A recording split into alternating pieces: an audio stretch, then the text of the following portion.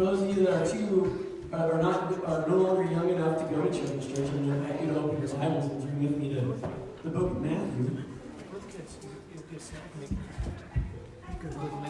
Children's church.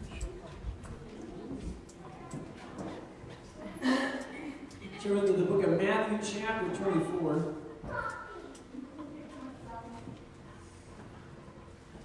And if you haven't caught the theme of this morning yet, our theme really is on this idea of anticipating the coming of Christ. That there is a hope that should fill us and excite us, and being like a little kid when you wake up on Christmas morning and you go flying down the stairs. And if you're like me and my siblings, we would wake up at 4:30. And we would rush into the living room and we would see all the presents of the church. We'd be so excited to open them. But then we'd have to go wake mom and dad up first. And they were not nearly as excited as me.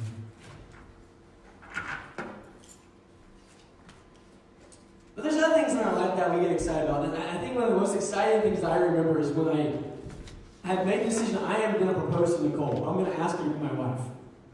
Right? And I can't speak on behalf of the ladies here because I've never been a lady. But guys, those of you who have proposed and been through that process before, you already are expecting what the answer is going to be, right? It's not really that crazy of a question for us to ask because we've been building this relationship with this girl we've been dating and who's a part of our lives, so we kind of already are aware and know what the answer is going to be. But there's still that anticipation, right? No, and if you're like me, you've already talked to her dad and gotten permission. Now all that's left is the excitement of asking him. And I remember I had this big drawn-out plan. Right? And Nicole was living in Colorado in a little town called Blooming Springs. And the first time I had visited her, it was on a road trip with me and my buddies. We drove in my little Oldsmobile from Indianapolis, Indiana, all the way out to the western slope of Colorado. And we left in October. We were wearing shorts and t-shirts and didn't anticipate hitting snow over the pass down into Glenwood. But when I met her the first time, we went hiking, and she took me on this trail called the.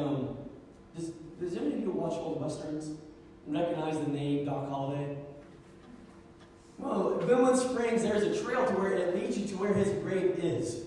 Now, there was a big fire on the mountain, and all the grave markers got burned, so no one really knows exactly where it's at, but they know he's buried somewhere in the graveyard. And me, like in history and stuff, I was like, this is cool. Let's go hiking in the graveyard. Well, fast forward to the weekend of April, it was my birthday weekend, April 16th, 2012, and I'm planning to propose, and I have this master plan. I'm going to take her on a hike to this graveyard and propose there. And some of you are thinking, you're going to propose to your wife in a graveyard? Well, I had this great line all figured out, right? There's only two things I'm certain of in this life. One is there's three things. One is death. I'm going to die someday. Two is taxes. I'm going to have to pay taxes to the government. And three, that I'd love to do this for the rest of my life. That was good. I had that line all worked out in my mind. That was the plan. I flew on an airplane from Indianapolis to Grand Junction. I remember the flight. It was like you're on a roller coaster. The turbulence was so bad. You're like this little single, seat on each side airplane. You hit turbulence and it dropped like a couple thousand feet, and you flew out of your seat, and it was exciting. And I get in the car, I go to her house, and now the plan is playing out. I'm getting ready to propose. But she's living as a nanny, and she lives with her boss. And so that morning, her boss had decided to take us all out to breakfast. And I thought, I'll have time to go back to the house, get the ring, and get set up for what I want to do. That is not how it worked out. That was not how it worked out. He's like, you guys want to go to the Glenwood Springs? Because he lived a little outside of Glenwood. I'll just drop you off. I'm like, no, you can't do that. You can't just drop us off at Glenwood. Well, why not? You just can't. And this back and forth ensues. And finally, he begins to put the pieces together. And Nicole, she's put the pieces together. And so she has to convince her boss to drive me back to his house so I can get the ring to propose to her. So my entire element of surprise is gone. This moment I've been anticipating is completely derailed. Right? So I recognize that, she knows I'm getting ready to pop the question. Everybody else knows that I don't have the element of total surprise anymore. The only thing that I can control is when it happens. And so So she goes upstairs to do a few things. I go to my bag, get the ring out, and right there in her boss's kitchen, spur of the moment, is when I pop the question. And thankfully she said yes, and here we are 7 years later. I'm up here talking to you, 3 kids, and all the wonderful things that God is doing. But again, I look at that story, and I look back at that anticipation of asking the question, that hope in that moment. And then waiting for that response to hear her say yes. And how beautiful that was, and how important it was. And it's that kind of same anticipation we look to the return of Christ. That's that same hope that wells up inside of us. Our church of Nazarene, we believe that Jesus is coming back. This is the statement taken directly from our Articles of Faith. It's written by some theologian somewhere, and it's really, really long. I'm going to read to you. It says, "We believe that the Lord Jesus Christ will come again, that we who are alive at his coming shall not precede them that are asleep in Christ Jesus, but that if we are abiding in him, we shall be caught up with the risen saints to meet the Lord in the air, so that we shall ever be with the Lord." So in short, what our church believes, what all Christendom believes, is that the same Jesus that came and was born in a manger, we believe that he's coming back again. And we are living our lives in anticipation and full of hope for when that day happens. It's not a day for us to be afraid, because we know where we stand before God. We know our lives are right before him. We know that we are busy about doing the kingdom work, so that when he finds us, we have that he is taking us away from all this brokenness, all this hurt, and he's making all things new. It is a day of hope for us, a day of excitement. So as we look at our text today, we're going to be studying a passage that talks about when Jesus is coming back, and the title of the sermon this morning is The Unexpected Hour.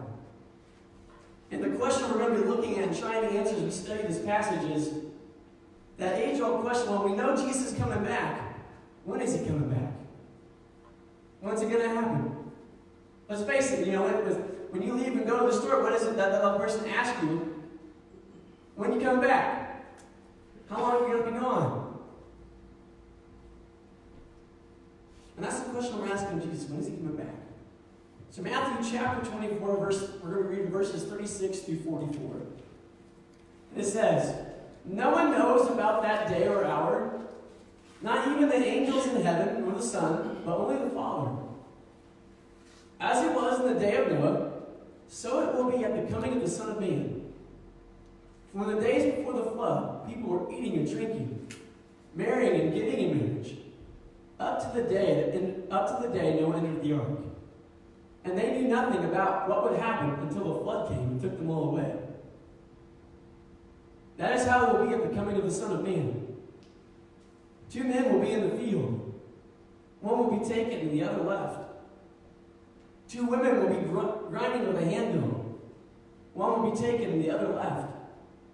Therefore keep watch, because you do not know on what day your Lord will come. But understand this: if the owner of the house had known at what time of night the thief was coming, he would have kept watch and would not have let his house be broken into. So you also must be ready, because the Son of Man will come at an hour when you do not expect it." This is the word of God for the people of God. Thanks be to God. So what this text is telling us is what we believe as Christians, what we believe as the Church of the Nazarene. It tells us that Jesus is coming back. These very words are coming from the mouth of Jesus himself. I am coming back. In verse 36 it says, "No one knows about that day or hour, not even the angels in heaven, nor the Son, but only the Father." The hour at which Jesus is coming, the answer to the question of when is Jesus coming back is no one knows. Except for God. We know for a fact, we can put it in the bank, we can write a law on it, and know for certain that Jesus is indeed coming back again, but we have no clue when it's going to happen. People have tried to figure it out. People have made claims that he's coming back again. They've even set the day and the time. But here we are. Still in the era of hope and anticipation.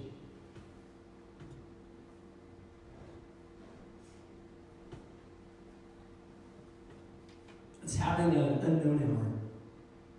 And then Jesus goes on to talk about the days of Noah.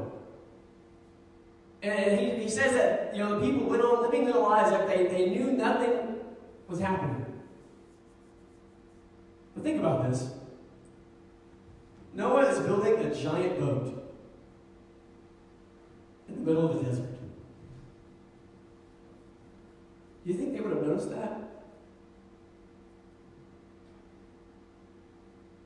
Now, in fact, Scripture even tells us that as they go to Noah, they start making fun of him. What are you doing?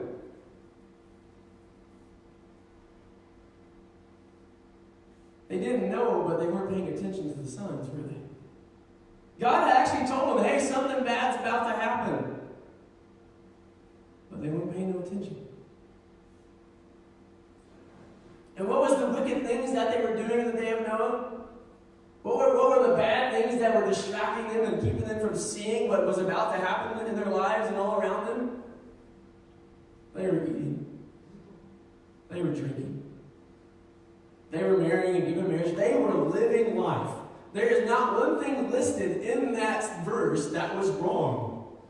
There's not one thing listed in that section of things that they were doing in the days of Noah that is sinful. They were simply living their lives. But they were living in such a way that that was the only thing they were paying attention to.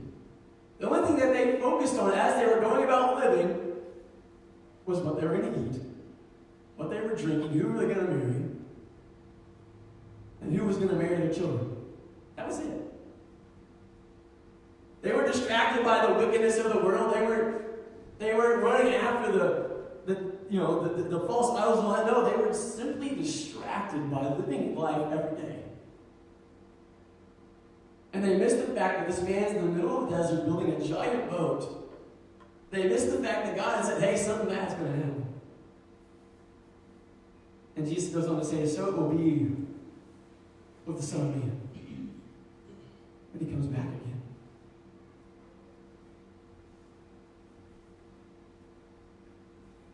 And what Jesus is trying to get his disciples to understand is while the hour is not, while no one knows the hour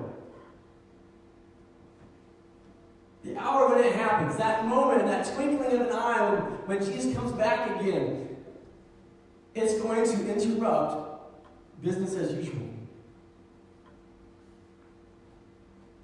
Just like the flood did. Those people were simply going about living their lives and doing the things that they'd always done and pursuing the things that they'd always done. And that's how the Son of Man is going to happen when he returns. We're all going to be going about doing the things that we always do. And when that hour strikes and Jesus comes again, it's going to interrupt everything.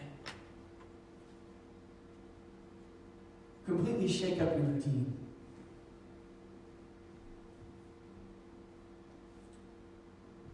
So what does Jesus tell us to do about this unknown hour? Verses 42 through 44. Therefore keep watch, because you do not know on what day your Lord will come. But understand this. If the owner of the house had known at what time of night the thief was coming, he would have kept watch and would not have let his house be broken into. So you also must be ready, because the Son of Man will come in an hour that you do not expect it. So what Jesus is saying is when he says keep watch, those words keep watch literally means stay awake. Don't go to sleep. Don't get so wrapped up in living your life and doing your routine and going through the motions of living that you fall asleep to it. He's saying be alert, be ready. And when he's talking about staying awake and being alert and being ready, it's not I've got my house all cleaned up, I've got the dishes put away, got my suitcase packed, the car's all gassed up, ready to go. No, this is a military ready. It's a Don Lawrence Donald wants you to remember this. When you go in the military, you do what's called ready-up drills. For when you go outside in the wire, outside of the safety of the base and into that war zone, you learn to have your weapon drawn up and ready to go at a moment's notice. And the second you step through, you're ready, you're alert. And if you need to, you're going to pull that weapon up. You know how many times you do that ready-up drill? You do it thousands of times. I still think there are moments at night where I wake up and I'm standing next to my bed doing the ready-up drill. That's the kind of ready that we're to be. We're to stay awake and be alert for this. And Jesus goes on and he tells that parable of a thief, right? He says if the master of the house knew a thief was coming, he would make himself ready for it so his house didn't get robbed. And this goes beyond just simply the master of the house going in and making sure all the doors were locked and all the shades were drawn and all the windows boarded up so the bad guy couldn't get in. No, not only is he going to do all that, take all the necessary precautions, but he's going to stay awake and keep alert in case he has to defend what's his.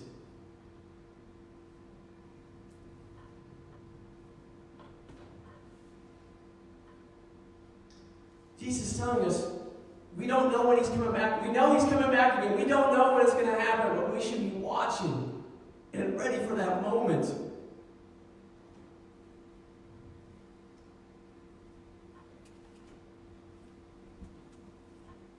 And being ready for that moment is being ready by pursuing God in this life. It's living your life in pursuit of him. And pursue the same God that loved you recklessly enough to give up everything in heaven, take up human form and go and die on the cross for you. And that was what God's calling us to. That's what it means to be ready. And as we're going and doing the things of God, as we're striving to know him more and make our hearts right before present our hearts before him so he can make them right and pure and holy. We are hopeful.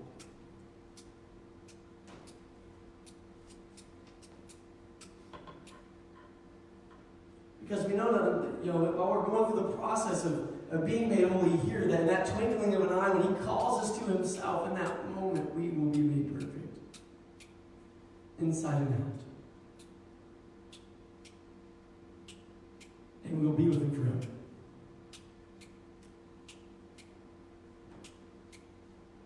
All right, so normally we go through this and then we answer the question, right? And the question today is, when is Jesus coming back? And if you haven't figured it out already, we've already answered it. The answer to the question of when is Jesus coming back is, we don't know. When God says it's time. Exactly, when God says it's time.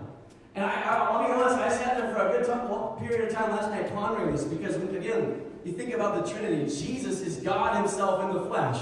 And Jesus says, only the Father in heaven knows. Wrap your mind around that one. And believe me, I read enough commentaries last night, and they all tried to explain it in their different way, and one of them made any sense. And I had to leave that mystery alone. Because we'd be here all day trying to sort through it.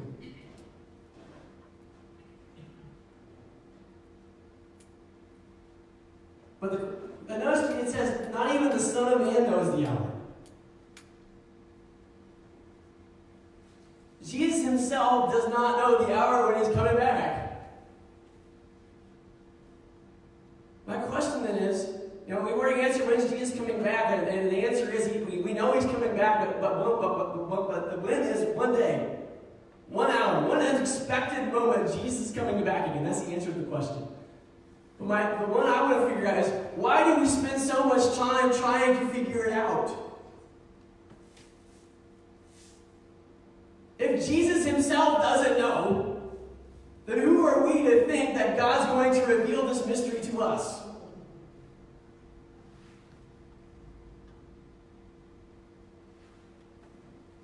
Matter of fact, there's a whole book series out there. You've probably read, you've probably watched the movies called Left Behind. Who's read Left Behind? Watch the movies.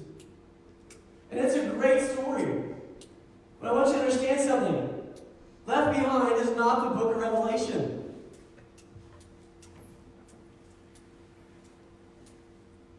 fictional story that a guy wrote to try and help us understand and wrestle with those mysteries, but it is not Scripture. Even the guy that, I bet you we sat down, I don't even know the guy's name, and talked to the guy who wrote the Left Behind series, he would tell us, I don't know when he's coming. I don't know how it's going to happen. This is just what I thought.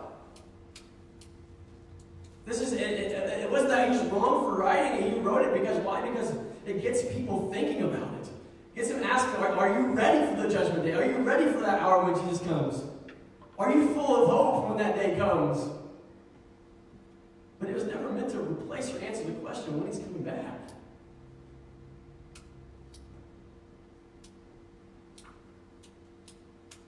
The other question I find myself asking as I read this is, it wasn't when is Jesus coming back, and it wasn't why are we trying to figure out so much. The next question I ask is, well, what's it mean for us to be ready? What does it mean for us to be ready for when Jesus comes back? What is it he's looking for when he returns? And I think the answer lies in Jesus' own words. He tells us. When he tells us the parable of the talents. Right? The master's going away for a little while.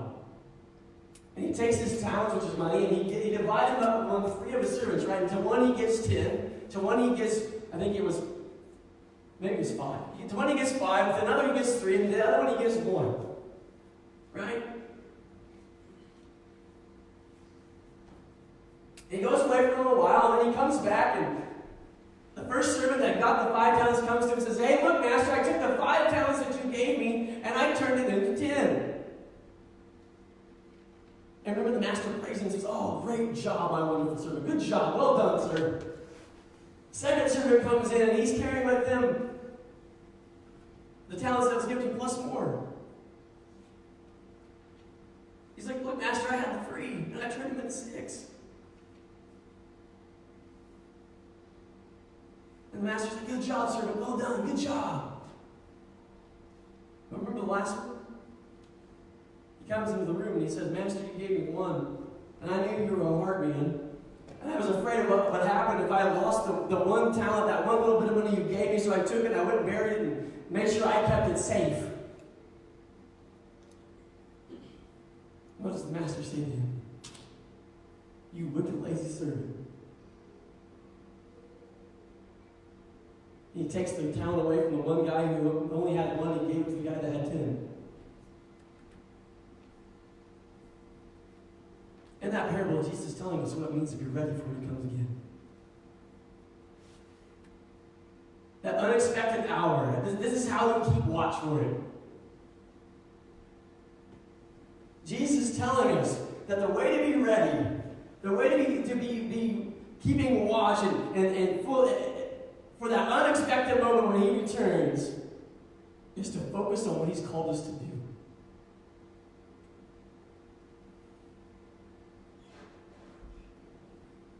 What is it that God has called us to do? What is it Jesus has called us to do? He says in Matthew chapter 28, verse 19, go make disciples of all nations,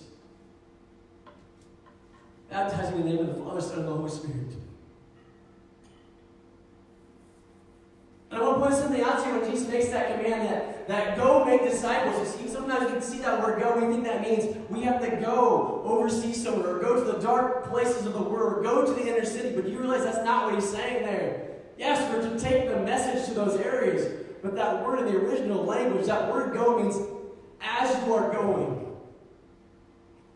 As you are going, living about your life. As you are doing the mundane routine of your life and going through the motions of the things that you need to do, as you are living, go and make disciples of all nations.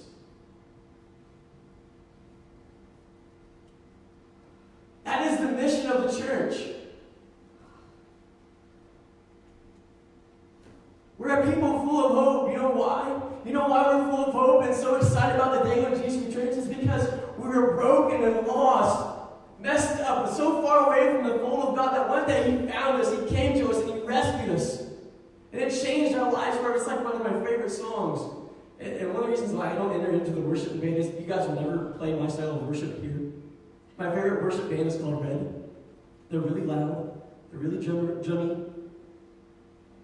But one of my favorite songs is called Forever. And in that song it says, "You came when I sobered. You came when I knew that the game was over. I didn't even want to be found. But you came and turned me around." That's why we're full of hope. Because at one time we were lost, but now somehow Jesus found us and made us clean and welcomed us at his table. And he's promised us that no matter how bad this world gets, no matter how far away from God it runs, that one day he's coming back again and he's going to pull us away from this mess and make all things new. And that is the hope we have. That's the hope that transformed us.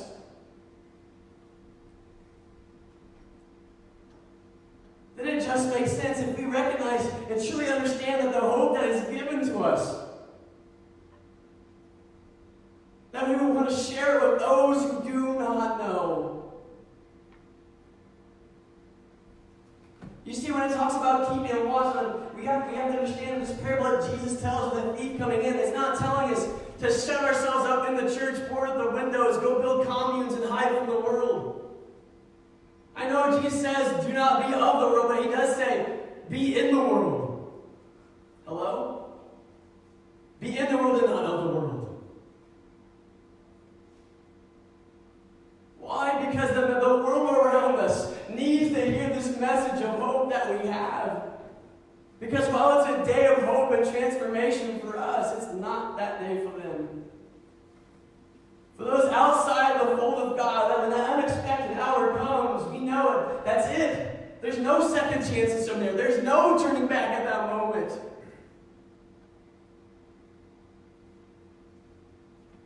And we have a God that loves us and is not willing that any should perish, but all should come into right relationship with him.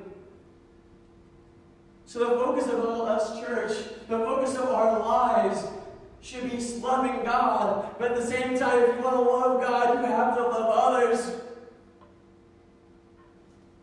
The mission of the church is not to keep itself safe and secure from all the things around it. No, the mission of the church is to go out into the world, into the brokenness, into the darkness, taking the light of Christ, because this is the hope that this world needs. That's what it means to keep watch. That's what it means to be at the ready. It means that when the Master comes back and finds us, that we are going about taking the message that he's given us, giving us the most precious treasure, the treasure of heaven, the treasure that is God himself, and giving it to those who need it.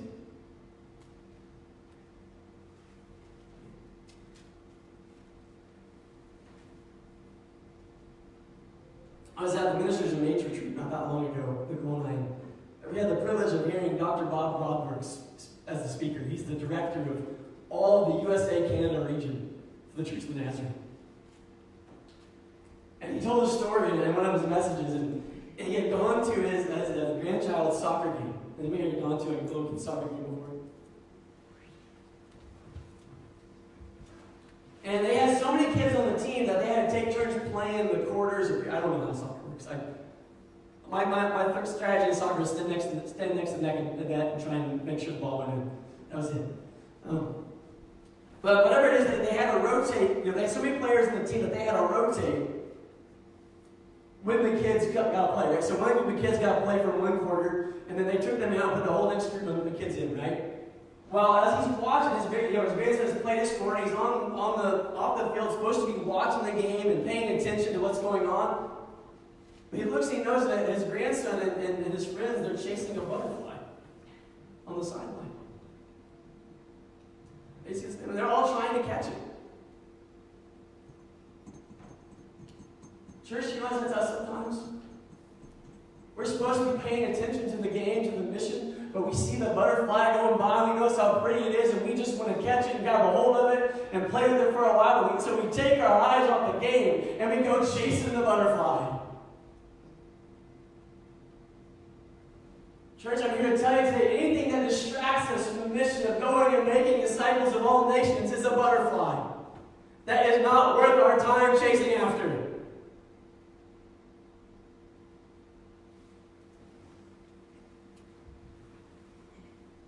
We lose our focus. We stop chasing the one thing that matters.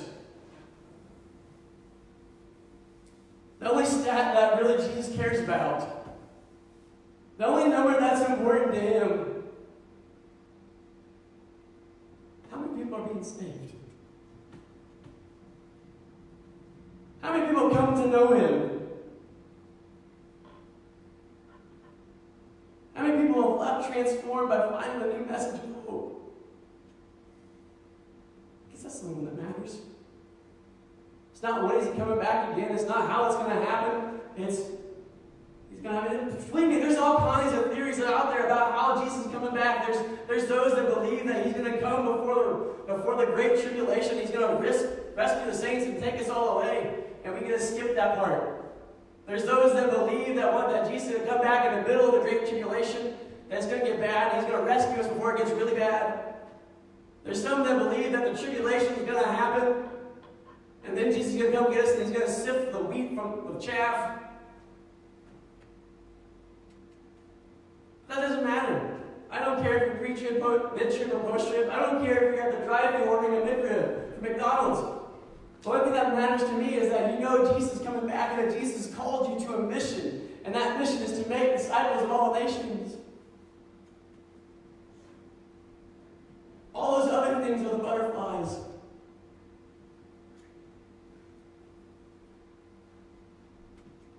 Butterflies are things like things.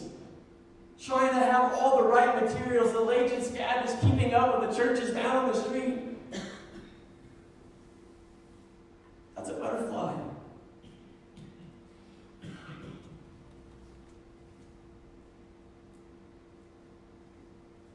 Even our families can become a butterfly.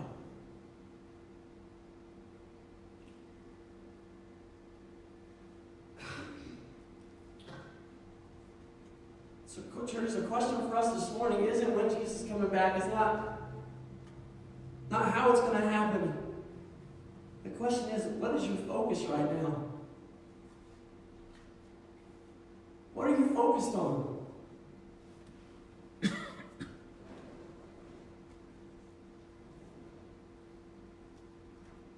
What distractions do you need to remove from your life? What is it that's taking your eyes off of the mission that God has called you to? What is it that's taking your eyes off of that hopeful anticipation that we have?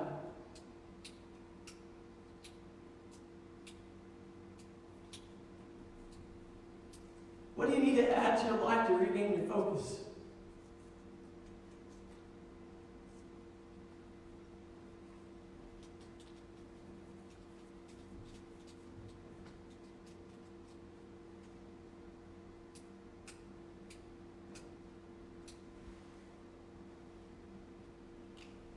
Everyone to close their eyes and bow their heads. Everybody look at the room. This morning we've been talking about the message of hope. If you hear this morning that when I talk about that the second coming of Jesus, what feelings pop up inside of you? I'm here to tell you this morning, if church, if you're a person in the pew and friend, that if you're feeling fear in your life of that day, that means that there's something not right between you and God. Because that day should fill you with hope.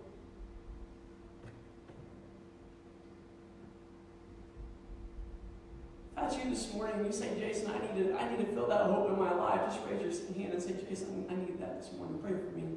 Amen. Maybe you're here this morning and maybe there's things that are like a butterfly that are distracting your attention from what's important. And you need the Holy Spirit to help you regain your focus this year, this Advent. To help you focus on the hope of Christ and what it means to you and to the world. If that's you this morning, you need the Holy Spirit to help you refocus. Just raise your hand so I'm going to pray for you. Amen. Sit down.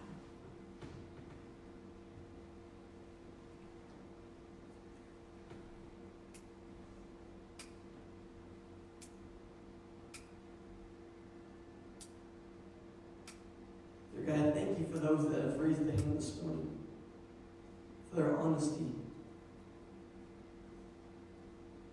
before you, God. Lord, would your hope fill them this morning? They need hope to face today. They need a hope that goes with them moment by moment.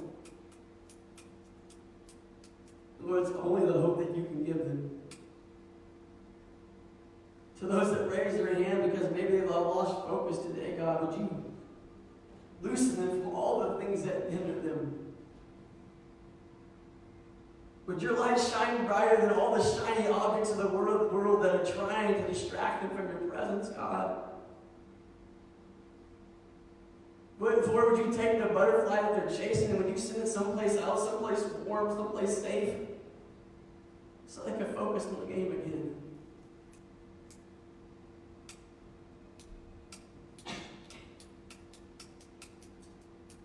As we close this morning, we're going to close a little different. I'm going to ask Jane if she would come back, and we're going to stand and sing a song together. This is an old hymn of the church, old Christmas song. But as we sing it, maybe you need to come talk to God today. Maybe you want to come forward to this altar and have the fellowship of believers come and pray with you.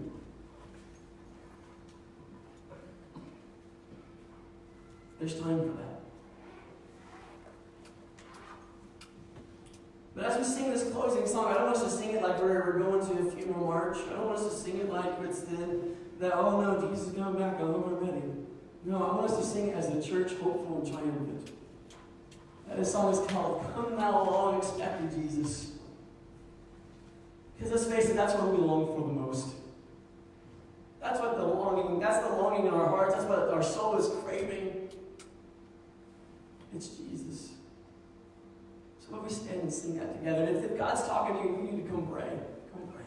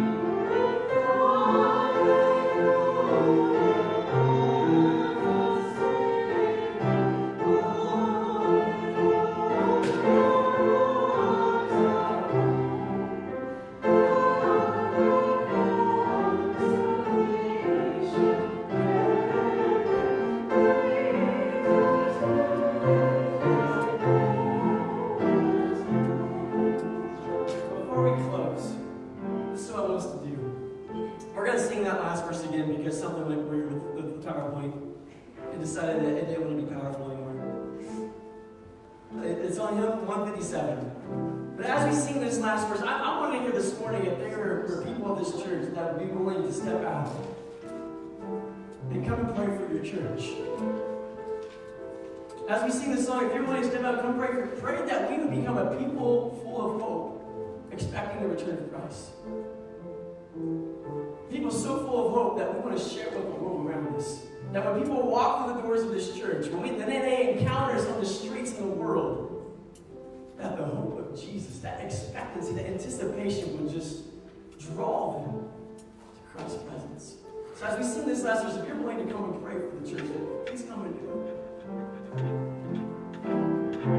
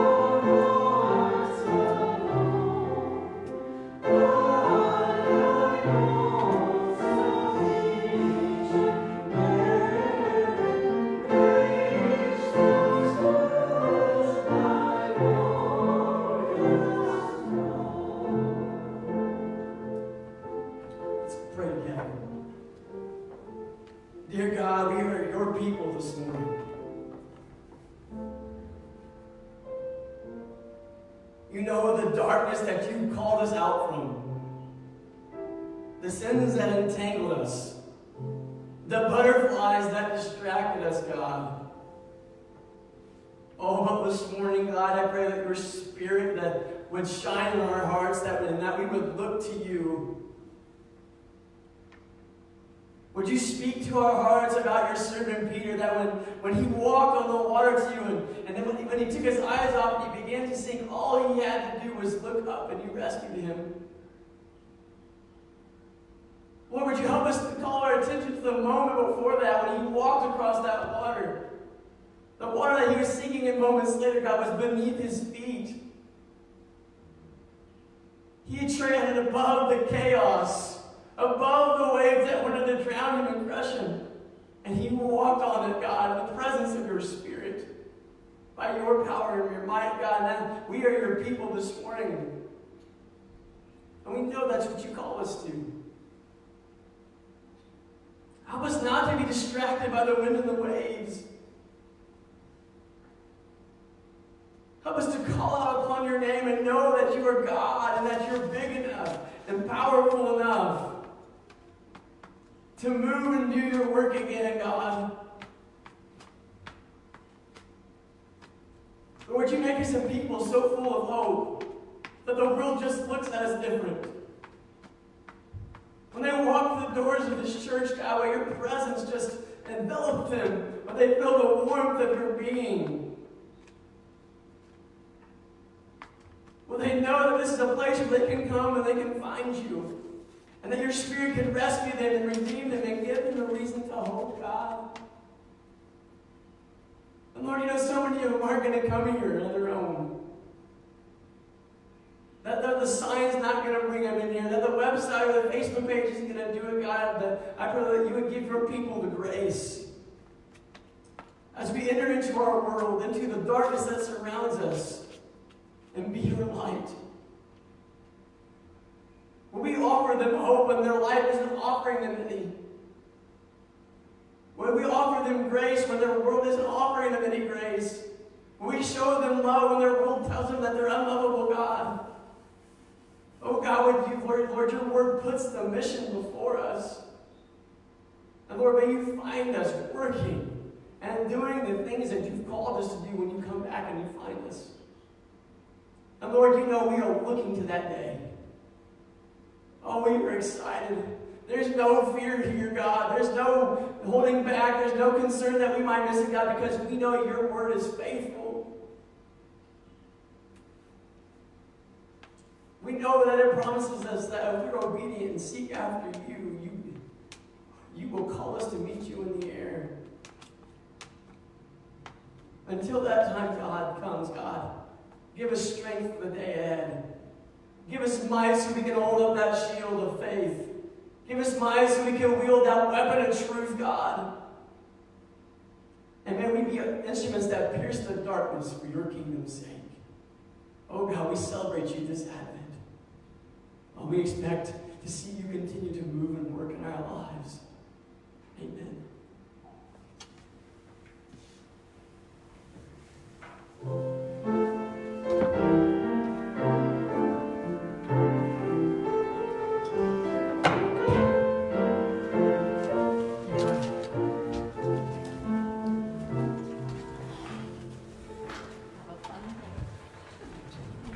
If you're knowing that the fear of the return of Christ is not for us, but you can leave here being full of transformational hope. You heard saints.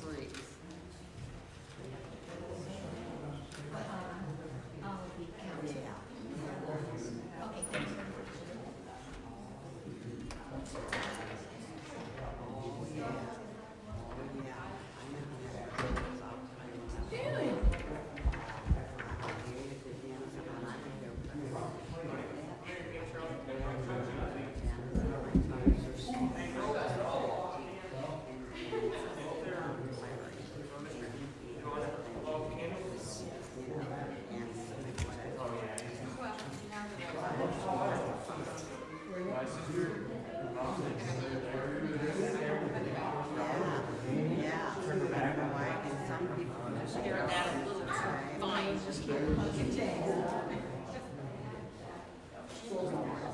Yeah. Yeah. See? Yeah. I understand that. Some people, you know, but. Yeah. Yeah. Yeah. Just a little something.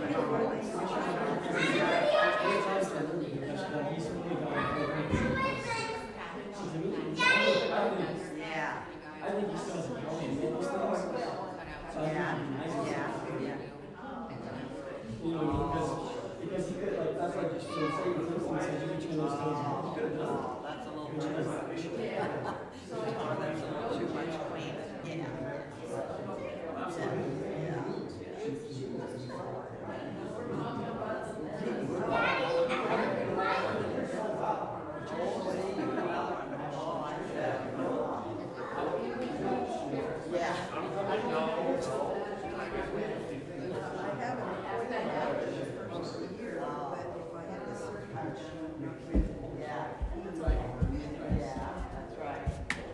Alright, I'll tell you when. Turn it off. No, no lights. Don't pick the lights.